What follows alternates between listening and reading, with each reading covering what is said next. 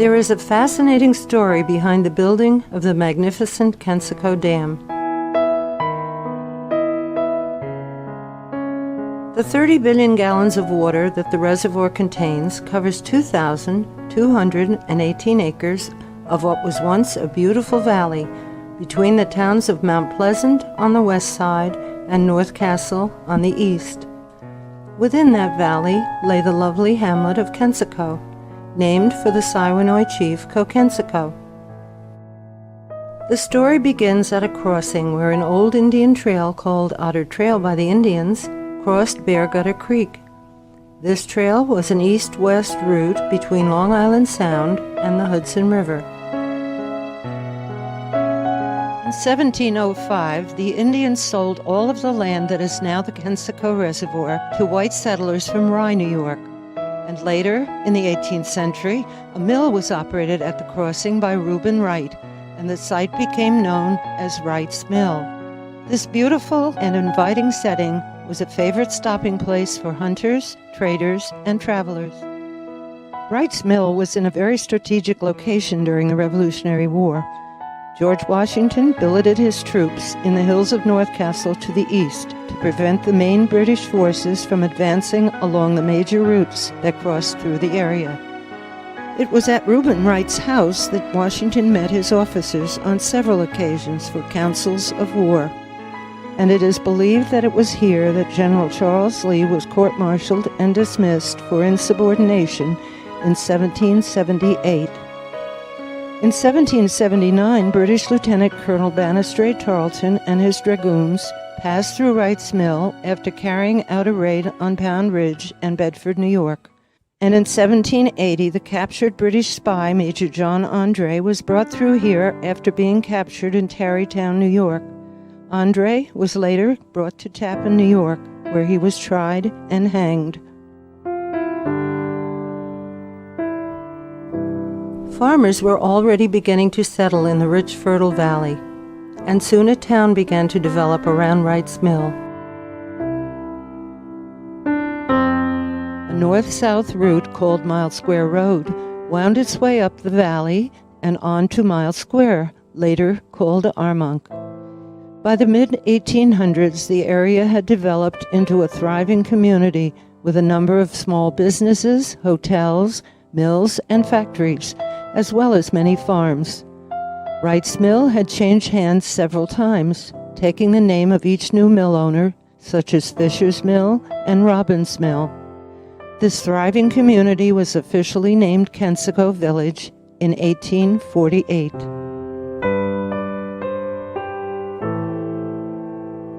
Looking north from the crossroad around 1900 was Pfister's store, previously owned by the Bang family, and before that the Odell family. Jacob Pfister had become the postmaster of Kensico, and at the time the post office, which had been established in 1848, was in his store.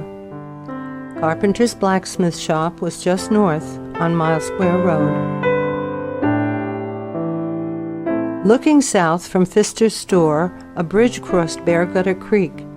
The steeple of the Kensico Methodist Church could be seen in the distance on the west side of the road. The Methodist Church was built in 1835. There is no truth to the story that the church steeple can be seen when the water level is down. Barely a dozen people attended the last service, and the steeple was demolished.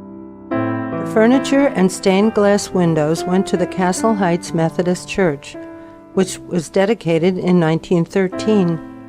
The bell was auctioned off, but eventually obtained by the Valhalla Methodist Church, and now hangs in the belfry of its second church on Columbus Avenue. Early maps show a schoolhouse further down on the same side. That was School District Number 8 of North Castle's original school districts of 1813.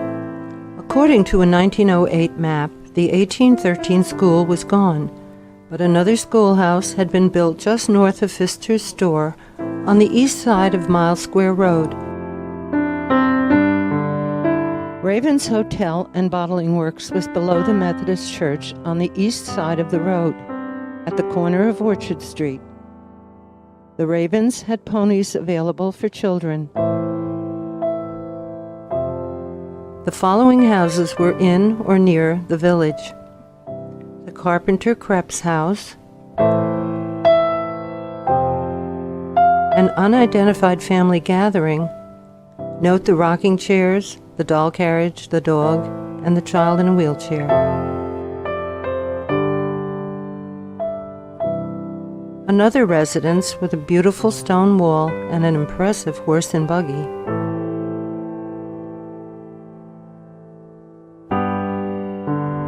The barn and horses of Will Eustace on Miles Square Road, about a mile north of the village.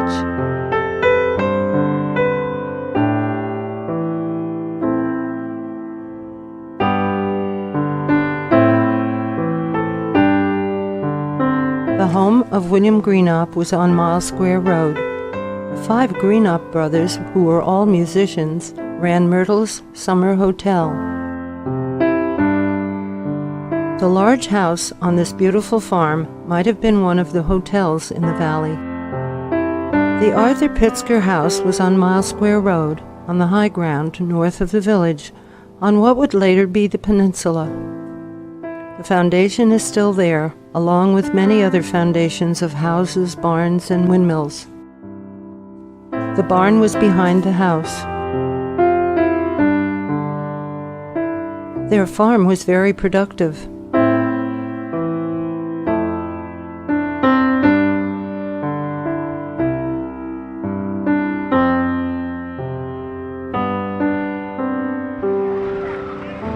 Another schoolhouse was at the head of the present reservoir near King Street.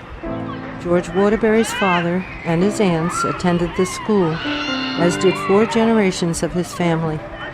His aunt, Tilly Waterbury Ferris, with her classmates.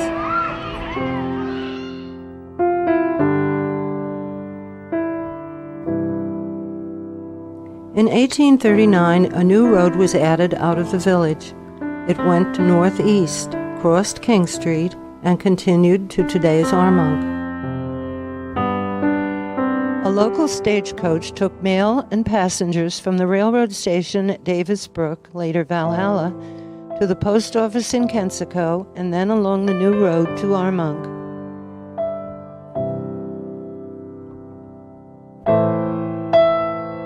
In 1885, New York City needed water for its growing population.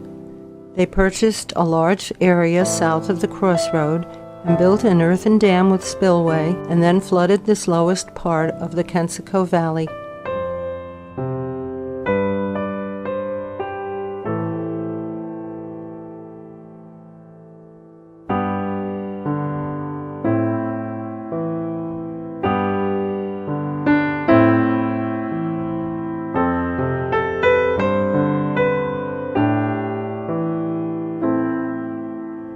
This reservoir stored the waters of the Bear Gutter Creek, the Bronx River, and their tributaries.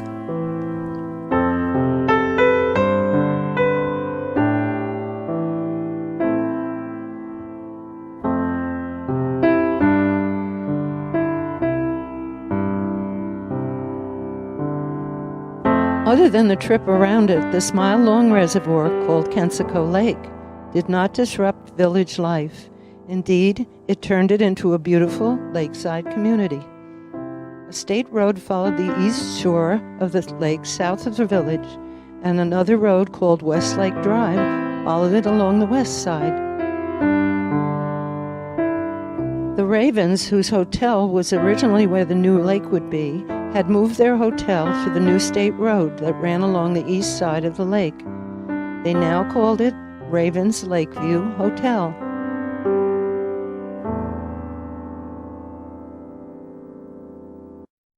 It didn't take long before speculators discovered this beautiful setting, and soon a subdivision called Lake Kensico Park was planned along Westlake Drive as a lakeside community of hotels and residences that could be easily reached from the railroad station at Valhalla. The valley and homes in Valhalla that were in front of the earthen dam were undisturbed by the new lake, and on their way to Valhalla, Steve Campbell and Jim Boland stopped at the spillway to have their picture taken. Later, an auto stage would replace the horse-drawn stage to take passengers and mail from the railroad station to Kensico and on to Armonk. South of the dam, a bridge carried state road travelers over the water from the dam's spillway as the Bronx River continued to travel south.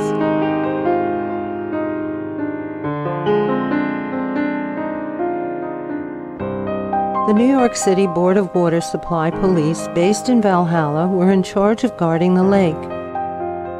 The gatekeeper lived approximately where Holy Name of Jesus Auditorium now stands.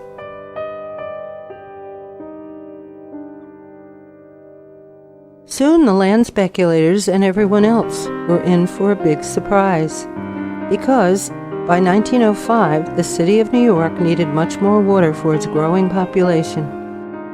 Therefore, its engineers designed an elaborate underground aqueduct system to carry water down from the Catskills, through and around mountains and under the Hudson River, with holding areas along the way.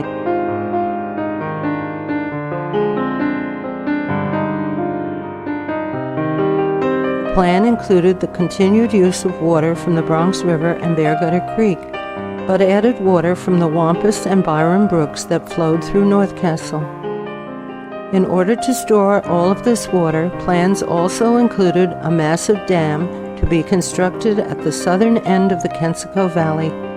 Preliminary surveys for the Kensico site were begun in 1906.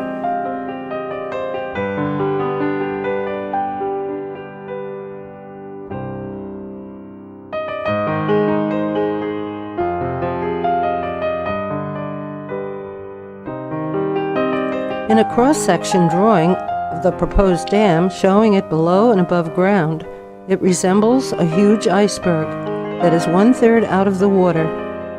The plans called for the dam to be 180 feet below ground to reach solid rock and 128 feet above, for a total of 308 feet. It would be 250 to 300 feet thick at the base, narrowing to 28 feet at the top. The body of the dam would be constructed of concrete, then faced with the finest granite to be brought down from the quarries that lay in the hills of North Castle, about 1 mile northeast of the dam. Originally, the engineers planned to use a site immediately below the old dam so that the water in Kensico Lake could be held in check while the new dam was being built.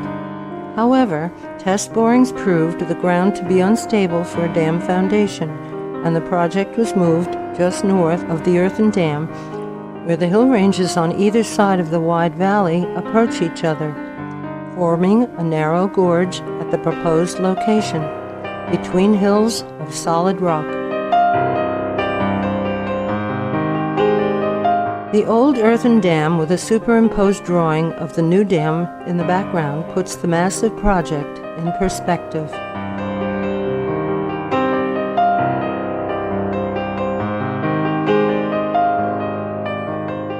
Moving the site of the new dam north would incur the additional expense of draining Kensico Lake, while still maintaining a means of continuing a supply of water to New York City. Before the construction of the dam could begin, the old Kensico Lake had to be emptied. The fish were removed and transported to Rye Lake, which was created from 2 ponds that lay just east of Kensico Village, where a dike had been built to contain the Rye Lake water to keep it from running into the valley. At the same time, a north-south bridge was being constructed across this part of the valley. The dike was just west of where the Rye Lake Bridge and Route 22 were being built. Farms were still in the valley, as was Miles Square Road. And when looking west from Rye Lake, a temporary bridge could be seen. This bridge had been built to carry the north-south traffic until the Rye Lake Bridge was open to traffic.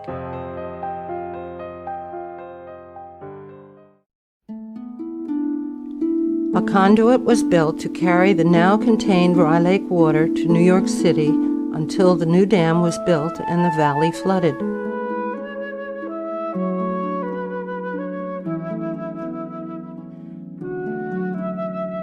In order to provide continued service while the dam was being built, the telephone lines that went up the valley would now have to go across the valley, a span of 907 feet, the longest such span of its time. The lines were brought across the valley from just south of the present Rye Lake Bridge, northwest to what would later be the peninsula. The old Mile Square Road, the dike, and some of the homes, soon to be demolished, were still in the valley. When looking east from what would later be the peninsula, the bridge could be seen after the center span was completed. Notice the old post road crossing a brook. And when looking northeast, a temporary aerator, the dike, the telephone poles, and the bridge could be seen. Today, this area is under 100 feet of water. In 1911, the new two-lane Rye Lake Bridge was open to traffic. After the dam was finished and the reservoir filled, in 1916, it became a beautiful sight from the tip of the peninsula. 20 years later, the bridge would be widened to 4 lanes. The reaction of the residents of Kensico to the realization that their lovely valley would be wiped out completely is interesting. The Methodist Church was repaired, painted, and cared for as though demolition was not imminent, thus increasing the appraisal value of the property when it was inspected by the commissioners. Some of the residents noted the success of this method and followed suit, thus increasing their appraisal value also. Most of the residents simply followed the course of least resistance, awaited the decision of the commissioners, accepted their award, and moved away. The farmhouses, businesses, church, and schools were dismantled and burned. The residents saved what they could, but their lives were forever changed. Some families moved to Armonk. The Ravens settled in Armonk Village, where they sold produce at the corner of Main Street and Bedford Road. Later, Julius Raven became a North Castle judge. Some families moved to Valhalla, and some, such as the Pitzker family, moved to the newly developing area in the town of North Castle called North White Plains. In 1980, the old Nanahagan Road at the head of the reservoir could be seen when the reservoir was lowered to make repairs to the dam. George Waterbury's mother's family, the Ferrises, lived along this road. Not all of the foundations in Kensico are underwater. Many houses were on high ground, such as the peninsula. However, because they were on watershed land, they too were condemned and burned. Although many trees have taken over this once beautiful farmland, many of the foundations can still be seen along the old Mile Square Road that still runs up what is now the peninsula that juts out into the reservoir, just north of where the village once stood. This peninsula can be seen today by looking northwest from the Rye Lake Bridge. Before any construction began, the H.S. Kerbau Company, contractor for the reservoir project, signed a contract agreeing to provide housing in North White Plains for approximately 2,000 workers and their families brought to the area for the project. Included would be water and sewage, a small hospital, and a school for the children and illiterate adult immigrants, many of whom were from Italy. The school on Nethermont Avenue in North White Plains continued to be used until the brick elementary school, now a business, was built on North Broadway. The tremendous influx of workers provided a period of prosperity for the entire surrounding area, especially the little hamlet of Valhalla. New stores, rooming houses, hotels, restaurants, and saloons mushroomed to meet the needs of the workers and their families. The horse corral for the Kerbau Company was at the corner of Nethermont and Hillendale Avenues in North White Plains. The police precinct for the New York City Board of Water Supply was on the site of the present Catholic Church in Valhalla. The city supplied mounted police to watch over the construction. The Board of Water Supply mounted patrol of more than 20 men based in Valhalla guarded the dam and the reservoir area around the clock. Before construction for the new dam could begin, the ground had to be excavated and prepared, and the old earthen dam and spillway broken up.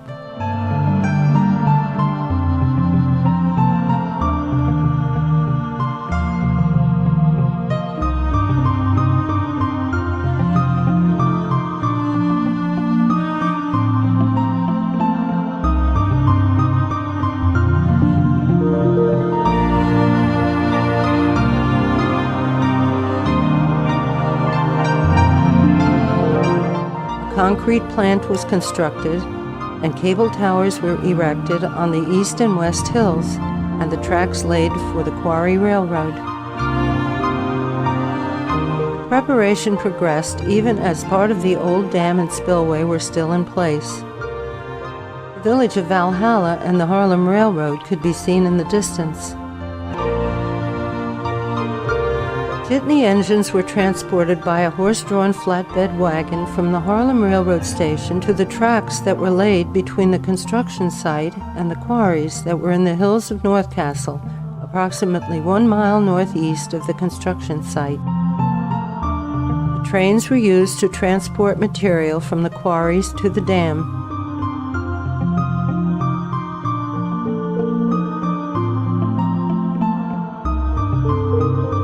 One of the trestles crossed over Route 22 near the construction site.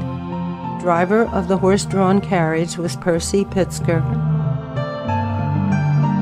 Inspectors periodically checked the 3 railroad trestles that were on the mile-long double-track railroad. After the piers were set into the concrete and the cranes and traveler supports in place, the building of the Monmouth Dam began in earnest.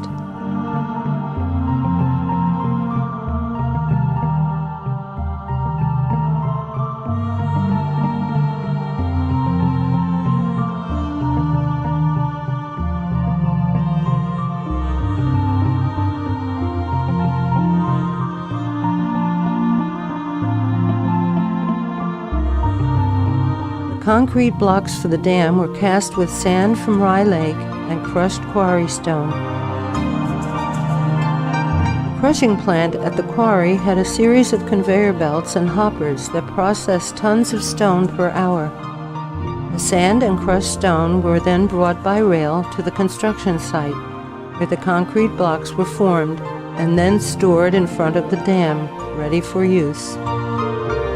Alice Jones, Pearl Pitzker, and Orphelia Swenson were caught on film standing on the concrete blocks. Cranes were used to hoist the blocks in place, while a concrete mixer filled buckets to provide a steady supply of concrete to the workers.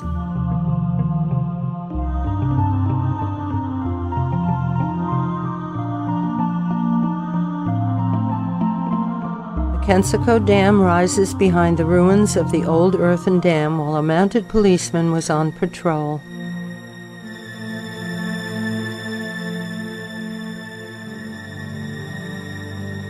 The cranes were set on concrete piers, and as the dam progressed upward, the cranes were raised.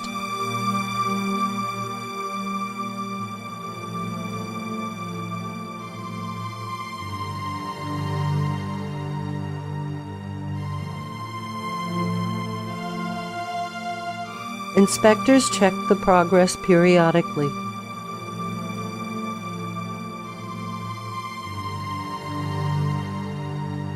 The quarries provided the granite for the face of the dam.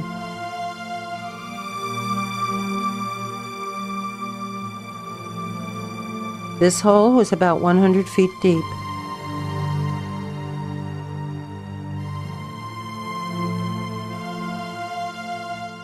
Best granite was found in the quarry on Orchard Street. Later, debris from the quarry operations was thrown in here, and the quarry filled with water. The dotted line indicates where a workman fell. The muck that was created from the blasting was picked up to be brought to the granite cutting shed where the workers shaped the blocks.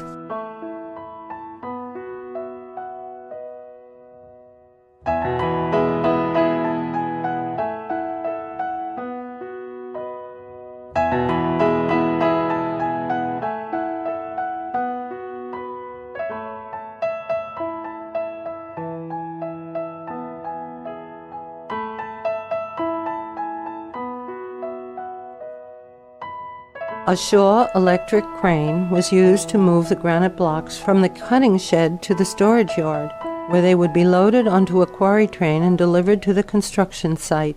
The final stage was the placing of the granite on the face of the dam. It would transform the concrete structure into a beautiful monument to a time and place no longer lost to history. After the completion of the dam, the cable towers were blown down.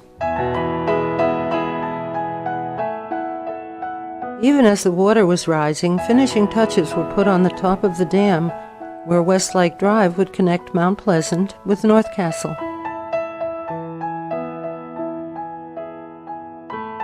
Del Pitzker walked along the top of the dam with his family as the road was being completed and the reservoir being filled.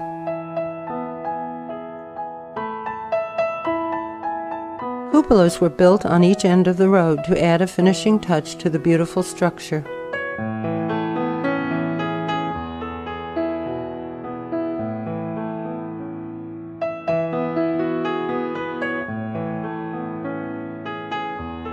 The road over the dam has been a busy crossing over the years. Aerators to purify the Kensico water were built on Columbus Avenue just northwest of the dam.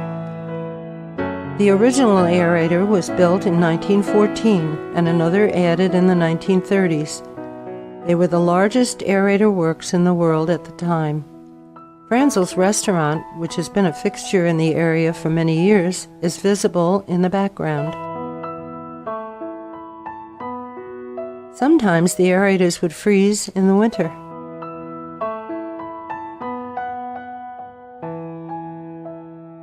They have not been used for many years. At the northern end of the reservoir, a pumping station was built to control the flow of water into the reservoir.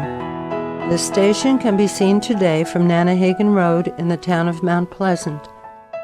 It is where the water from the Catskills ends its journey through the aqueduct to keep the reservoir filled. By the late 1930s, another aqueduct called the Delaware Aqueduct was also bringing water down from upstate New York. This aqueduct empties into Rye Lake, and its pumping station is situated on the old Cooney Hill Road in North Castle. After the 1960s, water from the Wampus and Byram Brooks was no longer used to help fill the reservoir. As the water filled the valley that is now the Kensico Reservoir, the dike that held back the Rye Lake water slowly disappeared under the rising water, the last monument of the beginning of a mighty reservoir to disappear from view. The original landscaping for the plaza in front of the dam included fountains in the reflecting pool. The town recreation program included beginners swimming in the side pools. However, during World War II, the dam was under constant guard, and eventually the area was prohibited to the public. The plaza area in front of the dam is now used by Westchester County. The dam was completed in November 1916 at a cost of $15.5 million. It is 1,825 feet long, approximately half of which is in the town of Mount Pleasant, with the other half in the town of North Castle. By January 1917, the water from the Catskills had completely filled the valley.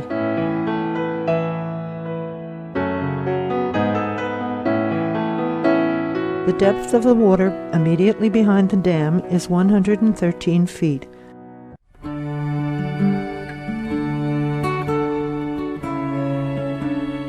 The old Route 22 followed the shoreline before the cut was made through the hill on Route 22, just north of the Rye Lake Bridge, many years later.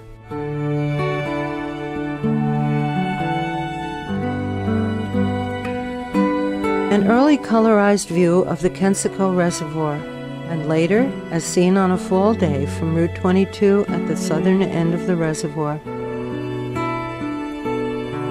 Today, the Rye Lake Bridge can be seen from the peninsula, and the peninsula can be seen from the Rye Lake Bridge.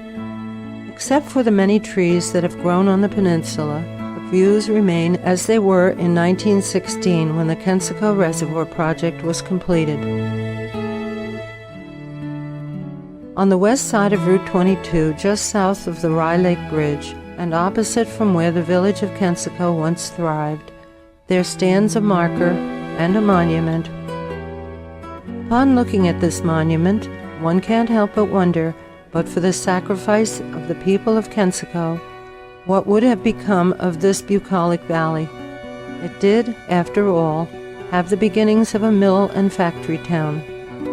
Fortunately, it became a beautiful lake, without all the trappings that come with recreational lakes. And as you look at this peaceful reservoir, you might want to reflect on the history of Kensico and remember the people who lived in this beautiful valley in the land of the Siwanoy Indians.